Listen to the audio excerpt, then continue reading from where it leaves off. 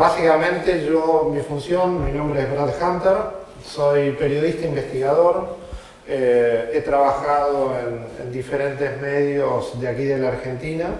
Ahora estoy desarrollando una tarea que es personal, individual, y mi compromiso es mostrar una realidad que no está visible frente a los ojos de la mayoría de las personas, una realidad que no siempre los medios de comunicación muestran, y si la muestran la desvirtúan.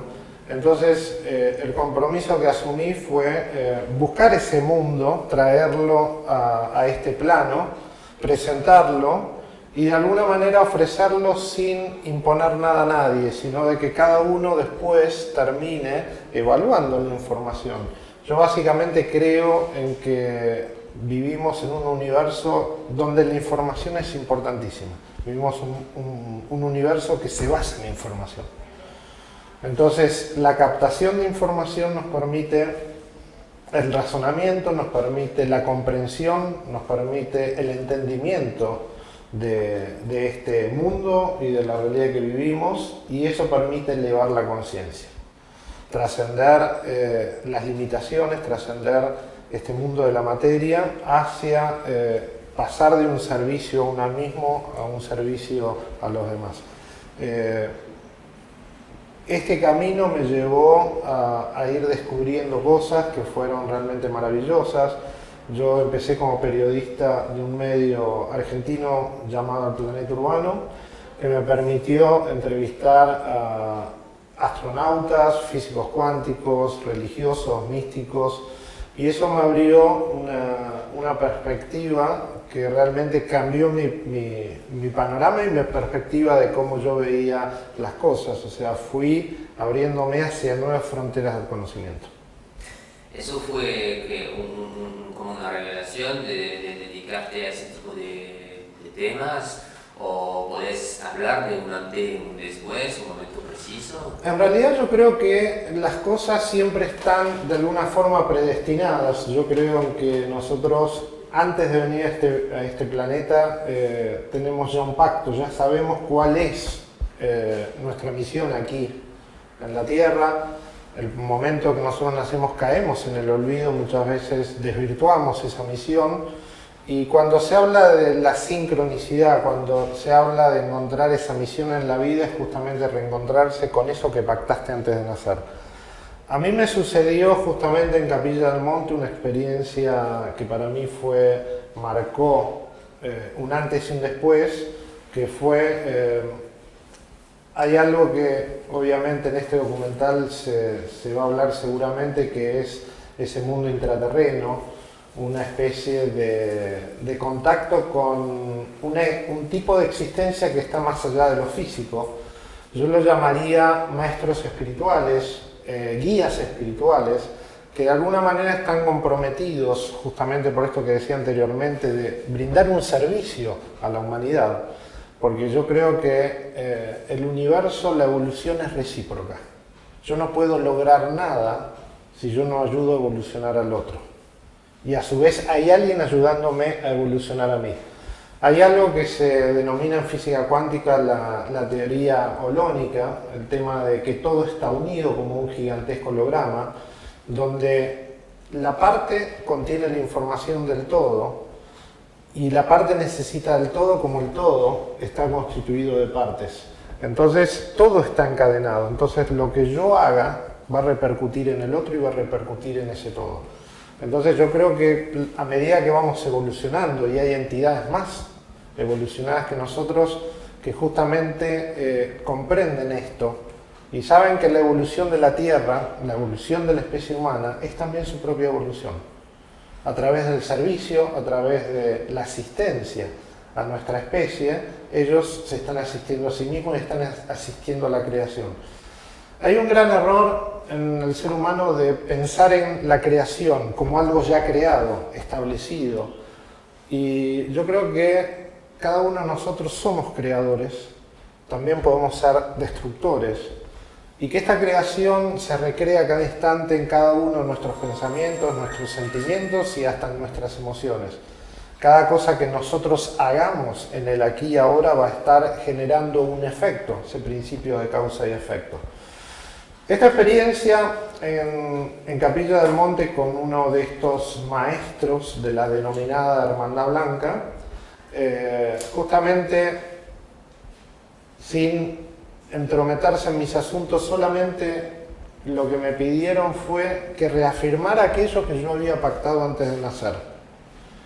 Ellos era como que consideraron, cuando hablo de ellos hablo de una gran comunidad de entidades que están en otro plano existencial, en otra realidad, que de alguna manera nos asisten, pero no entrometiéndose en nuestros asuntos, sino guiando y por otro lado inspirando. Y aparentemente, yo esto bueno, después lo descubrí, ese pacto inicial que uno tiene antes de venir a este planeta, de alguna manera lo tiene que reafirmar. Y una vez que lo reafirma y uno es consciente de a qué vinimos, uno tiene que tomar ese compromiso y ponerse a trabajar. Yo reafirmé ese compromiso y a partir de ese momento establecí una tarea que ya lleva más de 10 años, justamente de investigación, de difusión y también de esto, o sea, de entrevistar, de búsqueda, pero siempre no de imponer ni de buscar retribución en eso, sino de tratar de ofrecer esto como información. Yo ya me di cuenta como periodista y como investigador que lo único que yo puedo hacer es informar. La decisión de tomar la información y de evolucionar es una cuestión personal. Yo no puedo obligar a nadie a que tome una investigación que esa persona no acepte, adquirir, asimilar y por otro lado que le sirva. No podemos influenciar en la evolución de nadie. No sé cómo decir, cómo definirlo, pero me dio cuenta que hay gente que se ha atraído que por esa ciudad, que hay gente que cambian de dirección, de camino de vida. Entonces la pregunta es sí o no, o cómo una ciudad puede influir tanto en la vida de la gente que son alrededor. En realidad no es que haya una ciudad que influya. Acá lo que nosotros tenemos que recuperar es el conocimiento de nuestra propia historia. Esas ciudades no son otra cosa que remanentes de antiguas civilizaciones. Acá se nos negó una etapa de nuestra historia. Acá existieron continentes que hoy están desaparecidos. Esos continentes albergaron humanidades. No somos la primera humanidad en pisar este planeta. No somos totalmente fruto de un evolucionismo. Acá hubo intervención extraterrestre, hubo intervención positiva y negativa. Lo mismo que está pasando en nuestra realidad, de nuestro mundo diario, también es algo que sucedió en el espacio. Hay confrontaciones, hay poderes, hay divisiones de poderes. Nuestro planeta está ligado a una parte de la historia que le fue negada a esta actual humanidad. Y si nosotros queremos mirar hacia un futuro, debemos recuperar el verdadero sentido de esa historia.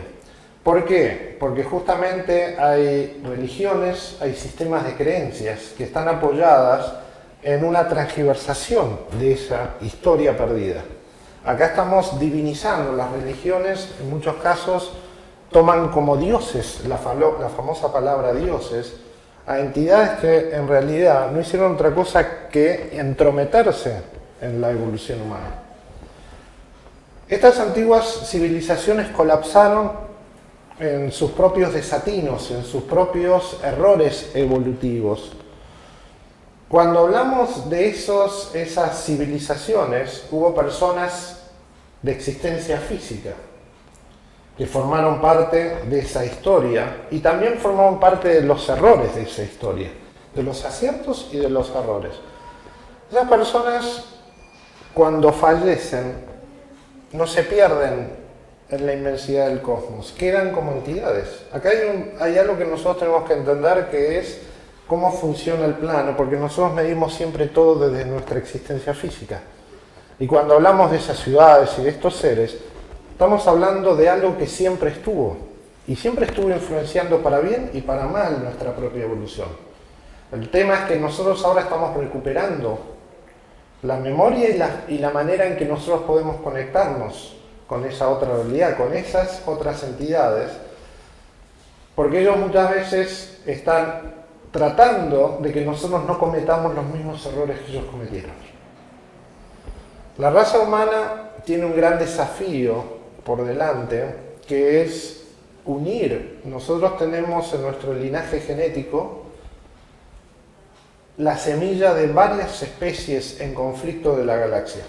Nosotros, va a sonar raro lo que voy a decir, pero somos un experimento producto de un hibridizaje de diferentes especies extraterrestres que están insertas en nuestros genes. Entonces, cada una de esas especies hoy está buscando en nosotros que nosotros trascendamos a través de nuestra propia evolución, trascender el mismo conflicto que ellos tuvieron en el espacio.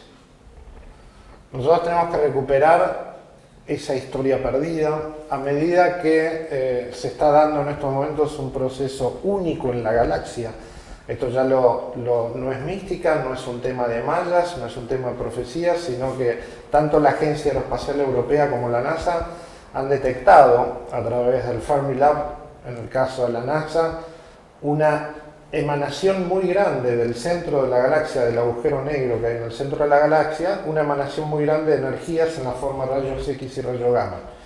Esas emisiones energéticas están transmutando la vida, están transmutando la genética, nos están llevando a un eslabón por encima de nuestra propia existencia, de nuestra propia genética, y también nos están ayudando a conectar con una conciencia superior y con estos planos sutiles. Hubo muchos acontecimientos que no fueron un cuento idílico, sino que fueron historias de conflicto, incluso podríamos decir historias de piratería espacial. O sea, la Tierra también fue tomada como una fuente de recursos. O sea, la minería para cualquier civilización desarrollada tecnológicamente es algo muy importante. Por lo que nosotros sabemos, hubo intrusiones en el planeta Tierra de razas que no estaban alineadas con la evolución y con el respeto al libre albedrío de las especies autóctonas, que tomaron intervencionalismo en nuestra propia evolución, hibridizaron incluso a la raza humana, la mantuvieron bajo sistemas de creencias erróneas y fundamentalmente lo hicieron para obtener un mineral precioso para ellos, para su propia utilización genética y también para mantener la atmósfera de su planeta. Esto es una historia que Zecharia Sitchin la cuenta bastante bien en sus Crónicas de la Tierra, en el cual el oro fue uno de los factores que generó dominación, esclavitudes, y hasta fue el motivo de la creación de un sistema que nos mantuvo presos hasta el día de hoy, que es el sistema económico.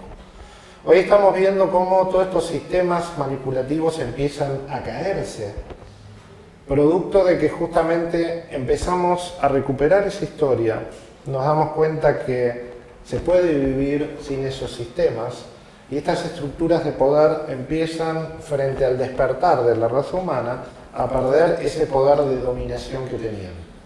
Ya nosotros no creemos en sus cuentos, no creemos en sus historias que nos vendieron a través de la televisión, de los sistemas de creencias, de los sistemas políticos. Esto lo estamos viendo en toda Europa, en todo el mundo. ¿Por qué es importante esta región del universo? Porque en lo que nosotros podríamos denominar no el fin del mundo, sino el final de los tiempos, donde se cumple un ciclo para dar inicio a un ciclo nuevo. Yo siempre digo que se malinterpretó la visión de los mayas, porque los mayas nunca hablaban del final del tiempo, nunca hablaban del final del mundo, sino del final de un ciclo temporal.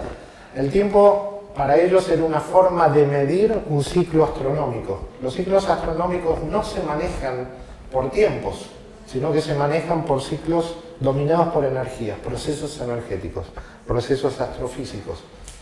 Ellos dejaron algo que se llama la esfera zodiacal para indicarnos el cumplimiento de algo que se denomina ciclo de precisión de los equinoccios a nivel astrofísico, que es un ciclo que tiene la Tierra, así como tiene traslación, rotación, tiene el bamboleo, tiene un ciclo equinoccial, que es un ciclo que dura 25.620 años. Entonces, lo que culminó este 21 de diciembre del 2012 es un ciclo equinoccial, donde en teoría se termina una era, se termina la era de Piscis para dar inicio a la era de Acuario. Lo que se hablaban en las antiguas tradiciones herméticas del conocimiento resguardado de estas antiguas civilizaciones era que iba a haber una transferencia energética donde toda la regencia energética que iba a permitir un desarrollo y un sustento espiritual que en su momento se dio en el ciclo anterior en regiones como Tíbet, la India, la China, por el movimiento que la Tierra tiene en este ciclo equinoccial, hay un proceso que se llama electrojet ecuatorial. Este electrojet ecuatorial es una corriente que se da en el Ecuador, pero varía de acuerdo a la posición de la Tierra con respecto al centro de la galaxia. Entonces, empezó a partir de 1940 una movilización por toda la cadena, por algo que nosotros conocemos como el cinturón del Pacífico, es una zona telúrica por excelencia. Empezó a movilizarse esa energía para estar hoy en los Andes. Esta energía empieza a energizar, valga la redundancia, todo lo que es el suelo del cono sur, empieza a generar una excitabilidad en las personas, por eso estamos viendo grandes convulsiones en el hemisferio sur, pero también estamos viendo cómo se empiezan a dar grandes movimientos espirituales, y este va a ser un ciclo positivo y un ciclo femenino. Todo lo que estaba en el hemisferio norte en el antiguo ciclo fue un ciclo masculino y negativo, por eso todo el conocimiento se resguardó de forma esotérica, hacia adentro. Y ahora tenemos un ciclo positivo, un ciclo femenino, donde el conocimiento y las escuelas herméticas que resguardaron el conocimiento de todo lo que se había obtenido en tiempos de Lemuria y la Atlántida, empieza a salir a la luz en un conocimiento exotérico, hacia afuera. Es por eso que ahora se empiezan a revelar, y cuando hablamos del mundo intraterreno, tenemos que hablar de escuelas de misterio, escuelas del conocimiento oculto. Son lugares resguardados en otro plano existencial, no están físicamente, a pesar de que hay, en algunos aspectos como en la Cueva de los Tallos en Ecuador, hay almacenados bibliotecas físicas que cuentan esta historia. Acá hay entidades y maestros espirituales que están resguardando este conocimiento y que lo empiezan a liberar a través de estos conocimientos y de algunos seres que despertaron primariamente o que tenían ya esta misión dada de antemano en ser los encargados de difundir estas otras realidades y este conocimiento. Fue una especie de movimiento de pioneros que fueron apareciendo en diferentes partes del planeta y que tuvieron la difícil misión de ir cambiando la conciencia, empezar a desbarrancar los antiguos sistemas de creencias, empezar a desbarrancar estos sistemas condicionantes que mantenían a la humanidad en un rumbo evolutivo equivocado, en la ignorancia y de alguna manera en una evolución controlada. Hoy la raza humana empieza a abrirse, se empiezan a liberar esas ataduras, y toda la acción de todos estos maestros, discípulos, para ponerle un título, ¿no? o iniciados que fueron brindando este conocimiento, hoy empiezan a expandirse por el planeta, y esto está generando un efecto de masa crítica, donde ya no pensamos individualmente, ya no actuamos individualmente, sino que se están generando cadenas que funcionan como una unidad, donde miles de personas ya no son entes separados, sino que conforman una unidad que empieza a revertir a las fuerzas de oscuridad que empiezan a perder el control porque ya no tienen el control sobre las personas individualmente. Ya las personas son una masa crítica actuando como una gran batería de cambio, una batería de conciencia, donde nosotros hoy, consciente o inconscientemente, al asumir ese cambio, al empezar a desbarrancar estos sistemas, estamos creando algo nuevo. ¿Qué es esto nuevo? Eso es justamente la gran intriga. ¿Hacia dónde va la humanidad? Pero evidentemente la humanidad tiene que recuperar su libertad, tiene que caminar por sí misma y fundamentalmente desatarse de todos estos mandatos que por años y equivocaciones de entendimientos nos legaron las religiones, los sistemas de creencias y hasta incluso estas divisiones que se crearon a través de las razas, las religiones y las diferentes culturas. Así que bueno, yo creo que lo que se está dando en Sudamérica ahora es el revalorizar un conocimiento antiguo que fue preservado por todas las culturas andinas. Las culturas andinas vivían libremente, no eran culturas que tendían a esclavizar, a dominar a otras culturas, sino que las asimilaban, las incorporaban. Tenían sistemas de creencias basadas en la naturaleza. Una de las cosas que ellos creían era el Ain y la reciprocidad, el hoy por ti, el mañana por mí. O sea, no se conocía, no había puertas, no había cerraduras porque no se conocía lo que era el robo. No había un sistema económico porque todo era de todos. Se utilizaba el trueque. Y fundamentalmente había una creencia en la naturaleza, en los ritmos de la naturaleza y en la evolución humana como algo integrado a la naturaleza. Nosotros hemos desarrollado una civilización que va destruyendo la propia esencia del ser humano, y el ser humano es naturaleza. El ser humano no necesita una computadora o un iPad para vivir, necesita de todo lo que le provee la naturaleza. Sí, por ejemplo, la gente para entender cuando llegamos a ese tipo de información que son fuertes para alguien que no sabe nada de todo eso, cómo empezar a conectarse con esa realidad, si la llamamos. Entonces, para ejemplo, podrías decir, bueno, lo que conto acá yo lo sé, pero ¿de dónde lo sé? ¿Cuál es mi referencia? O la persona, si hoy quiero saber más de eso, ¿dónde voy a buscar respuesta? Por ahí me indicas palabra clave por internet, que ya está complicado porque está muy poluado, pero o libros, además del tuyo, pero no quiero solamente nominar el tuyo porque no es que una publicidad, suyo también, no es, creo que en esa tarea nosotros sabemos que probamos cada día de alejarse del ego, entonces también de dar y como lo dijiste, de participar en esa cadena.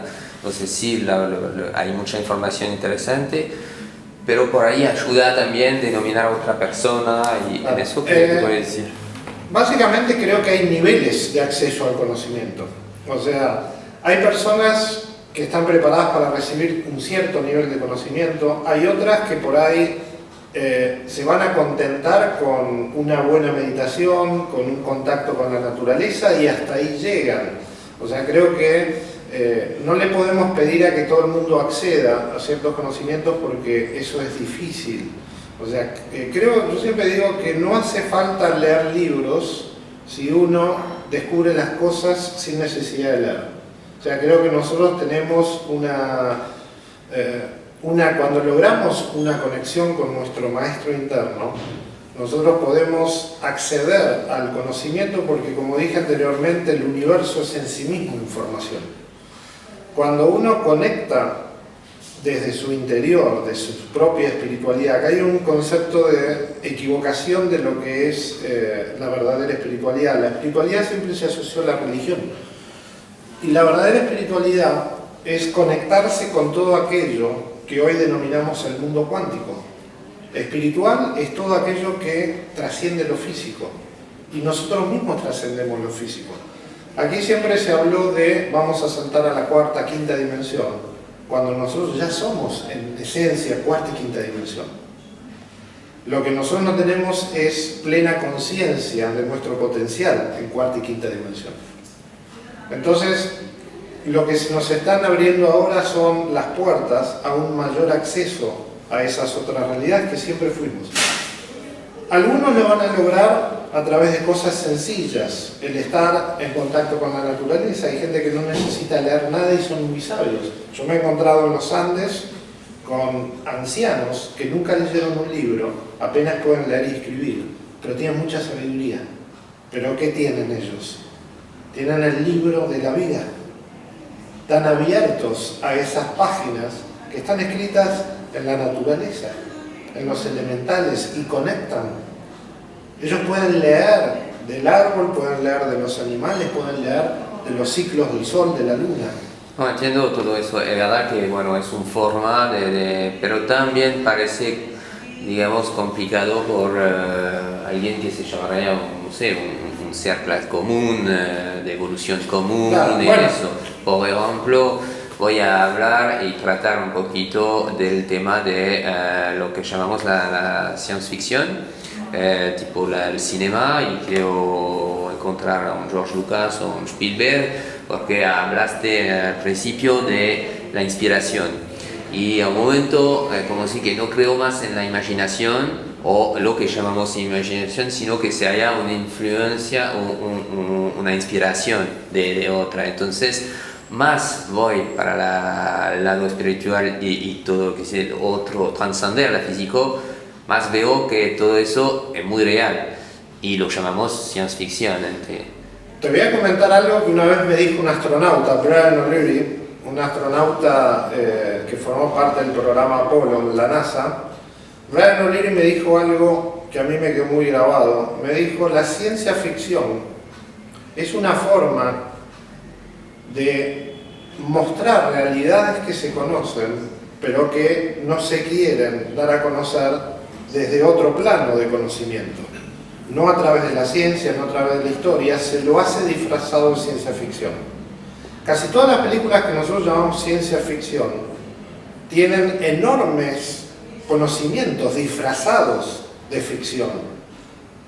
Hay una gran diferencia entre lo que es lo fantástico, la fantasía, porque una cosa es la fantasía, como siempre lo dice el profesor, la fantasía y lo fantástico es real.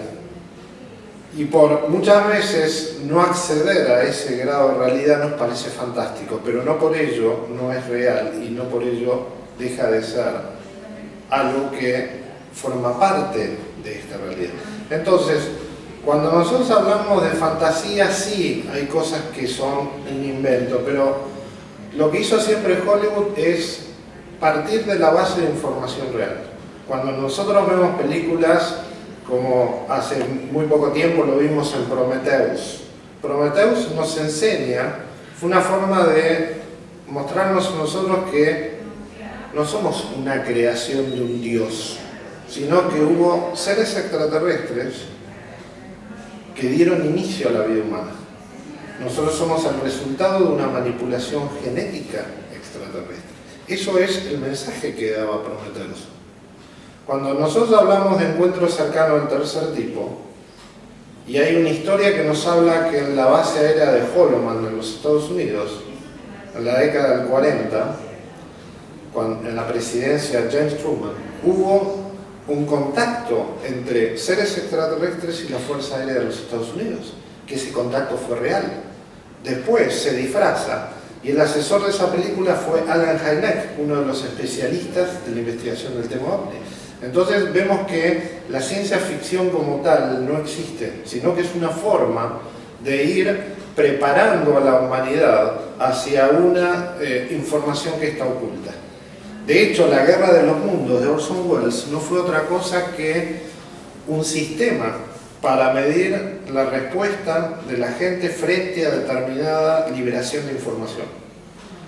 Por eso, siempre los gobiernos, cuando ocultan información, liberan a través de películas, a través de ciertos documentales, parcelas de la totalidad de esa información, de esa verdad, para ver cómo reacciona la gente y a su vez la van preparando.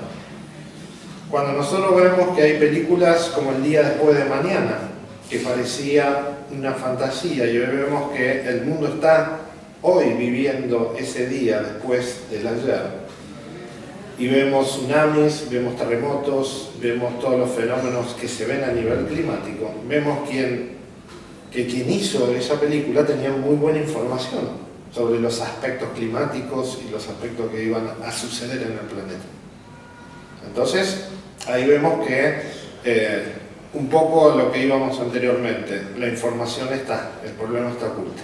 El tema es por qué se oculta y quiénes ocultan la información. Eso lo quiero también tratar un poquito acá y si no después, pero hay diferentes niveles de preguntas que se ocurren en esa información.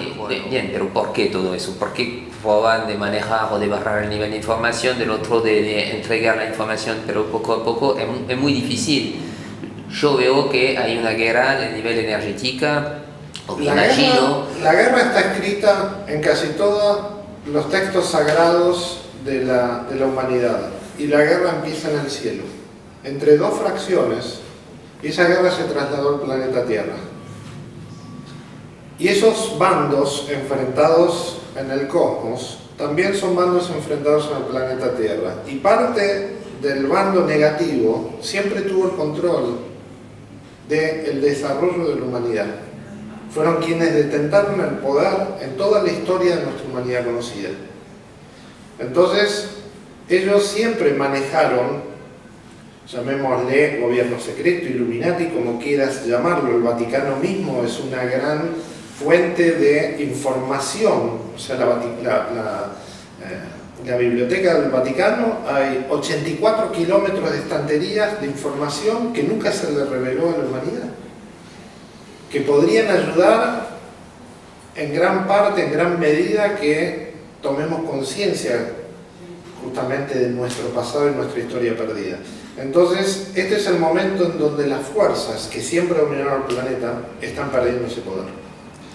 O sea, ya desgraciadamente estamos con la gente afuera. Están afuera, mira. Vamos a cortar y seguir, pero sí, quiero hablar de ese tema también de miedo de un lado y de felicidad del otro, porque para también hacer una síntesis de todo eso es muy importante para mí, a un momento de no perderse en los detalles, siguiera ahí o no, pero los detalles a veces son la información y la gente se pierde en eso. Pero veo dos entidades muy importantes, y que la guerra genera el miedo, y que del otro lado la luz genera la felicidad, ¿no? La información también, que haya luz.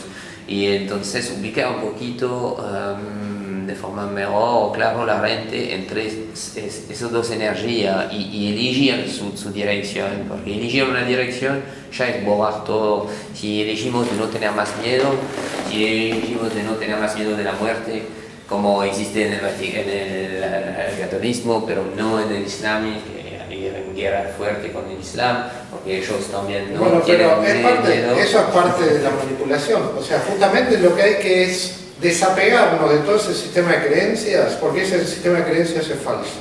Ajá. Ahí está el gran problema. Cuando uno responde a estas preguntas desde el viejo condicionamiento, ya te estás condicionando. Justamente acá hay que borrar, esto es como una afirmación donde borras todo lo anterior.